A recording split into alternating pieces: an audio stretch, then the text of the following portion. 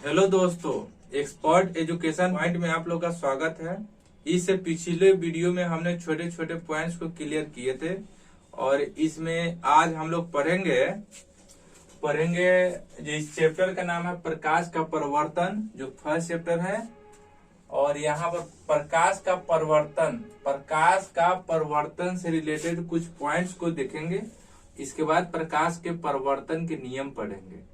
इस पिछले वीडियो में हमने पढ़ा दिया इसका प्रकाश स्रोत, किरण के बारे में पढ़ा दिया था। उसके बाद लुमिनियस ऑब्जेक्ट का, उसके बाद नॉन लुमिनियस ऑब्जेक्ट, ये सब हम पढ़ा चुके हैं। तो आइए हम लोग पढ़ते हैं कि प्रकाश का परिवर्तन। देखिए, प्रकाश का परिवर्तन किसे कहते हैं या प्रकाश का परिवर्तन क्या है, ये क्वेश्चन आता है 2 मार्क्स का। ऐसे रहेगा कि प्रकाश के किसी वस्तु से टकरा कर लौटने की घटना को प्रकाश का परिवर्तन कहते हैं। इसका मतलब यह हुआ, प्रकाश आई, टकराई और फिर लौट गई। तो ये जो टकराने की प्रोसेस है, इसको कहते हैं प्रकाश का परिवर्तन। तो ये हो गया।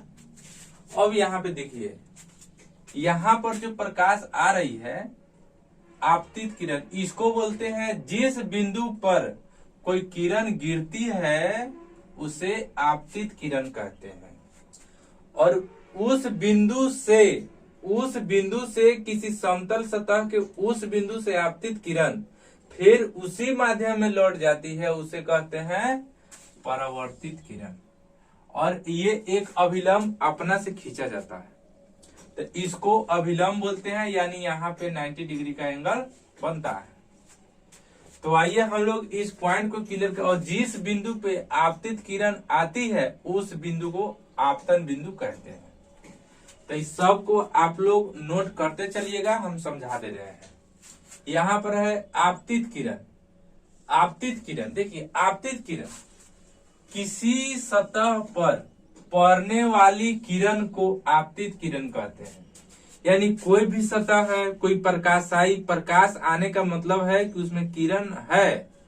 किरण को ही हम लोग प्रकाश बोलते हैं। वो किरण को हम लोग काउंट नहीं कर सकते हैं, अनलिमिटेड किरण होती है। तो वहीं पे है, किसी सतह पर पड़ने वाली किरण को आपतित किरण कहते हैं। तो यहाँ पर है, यहाँ से यहाँ तक जो ये किरण है, यहाँ से यहाँ तक जो आई है, ये रे का चिन्ह होता है, इसको आपतित किरण बोलते हैं। तो वही चीज हम लिखे, किसी सतह पर पड़ने वाली किरण को आपतित किरण कहते हैं। यहाँ पर है आपतन बिंदु। देखिए, आपतन बिंदु का मतलब यह हुआ कि जब आपतित किरण किसी समतल सतह पर जिस बिंदु पर मिलती है या वहां से टकराती है, उसे आपतन बिंदु कहते हैं। तो यहीं पे है आपतन बिंदु। किसी सतह के किसी बिंदु से आपतित किरण टकराती है, उस बिंदु को आपतन बिंदु कहते हैं। एक बार और, आपतन बिंदु किसी सतह के, यानी किसी सतह के किसी बिंदु पर आपतित किरण आती है और वहां से परिवर्तित हो जाती है, उसे आपतन बिंदु कहते हैं। और यहाँ पे देखिए, परावर्तित किरण। जब आपतित किरण, जिस माध्यम में आपतित किरण आती है और उसी माध्यम में टकराने के बाद लौट जाती है, तो उसे बोलते हैं परावर्तित किरण। तो आइए इसका देखते हैं। जिस माध्यम से आपतित किरण आकर किसी सतह से टकराकर फिर उसी माध्यम में लौट जाती है, उसे परावर्तित किरण कहते हैं। तो यहीं पे है परावर्तित किरण। इसको नोट्स करते रहिएगा, नोट्स कर लीजिएगा। अभिलंब। देखिए, अभिलंब का मतलब होता है लंब, इसको इंग्लिश में बोलते हैं नॉर्मल। नॉर्मल का मतलब होता है एक जेन्युइन, उसी को बोलते हैं। तो किसी सतह पर खींचा गया लंब को अभिलंब बोलते हैं। इसको नोट कर लीजिए। इसमें 2 पॉइंट बच रहा है। एक बच रहा है आपतन कोण और परावर्तन कोण। ये पॉइंट समझने के बाद परावर्तन के नियम लिखा देंगे, तो इसको पहले नोट कर लीजिए। तो आइए यहाँ पे नेक्स्ट पॉइंट समझते हैं कि हम लोग जो पढ़ लिए थे यहाँ पे फिर समझिए आपतन कोण। देखिए आपतन कोण का मतलब क्या होगा, आपतित किरण और अभिलंब के बीच को हम लोग आपतन कोण कहते हैं। आपतित किरण और अभिलंब के बीच के कोण को इसको आपतन कोण कहते हैं। इसको आई से हम लोग डिनोट करते हैं। यही चीज लिखा हुआ है कि आपतित किरण और अभिलंब के बीच के कोण को आपतन कोण कहते हैं। इसको आई से सूचित करते हैं। यहाँ पे है परावर्तन कोण। परावर्तन कोण का मीनिंग ये हुआ परावर्तित किरण और अभिलंब के बीच के कोण को हम लोग परावर्तन कोण कहते हैं। तो वही चीज यहाँ पे लिख दिए हैं।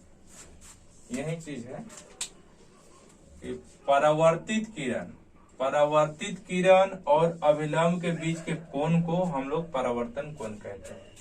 यहीं पे परावर्तित किरण और अभिलंब के बीच के हम लोग परावर्तन कोण कहते हैं। इसको नोट कीजिए। और इसके बाद हम पढ़ेंगे प्रकाश का परावर्तन के नियम।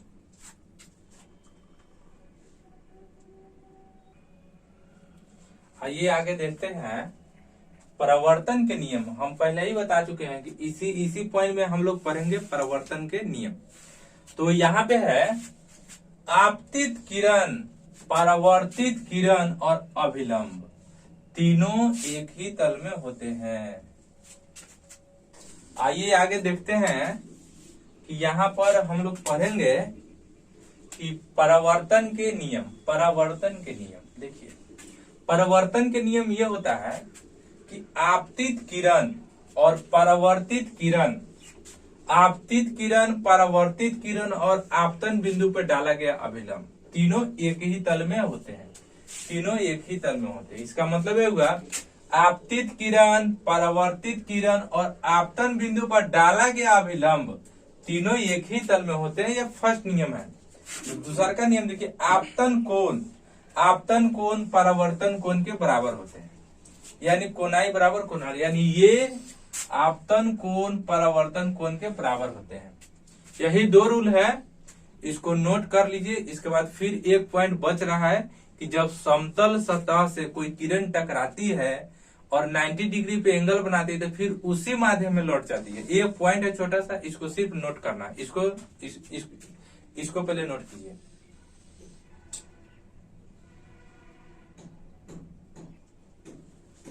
इस पॉइंट को नोट कर लीजिएगा कि समतल दर्पण, यानी ये समतल दर्पण है। समतल दर्पण पर कोई लंबवत अगर प्रकाश की किरणें आती है तो लंबवत आने का मतलब होगा कि अभिलंब और आपतित किरण के बीच का एंगल हो जाएगा 0 और परावर्तित किरण और अभिलंब के बीच का एंगल हो जाएगा 0 डिग्री। तो वही हम कह रहे हैं कि इसी समतल दर्पण पर कोई किरण अगर लंबवत आती है तो परावर्तन के बाद फिर उसी पथ पर लौट जाती है। इसको नोट्स हम लिखा दिए, इसको नोट कर लीजिएगा। ये क्वेश्चन 1 नंबर में आ सकता है। तो वही है, समतल दर्पण पर लंबवत पड़ने वाली प्रकाश की किरणें, लंबवत पड़ने वाली किरणें परावर्तन के बाद उसी पाथ पर लौट जाती है। इसको नोट कर लीजिएगा, इसको लिख लीजिए। और आज के लिए इतना ही, फिर नेक्स्ट वीडियो में मिलते हैं। धन्यवाद।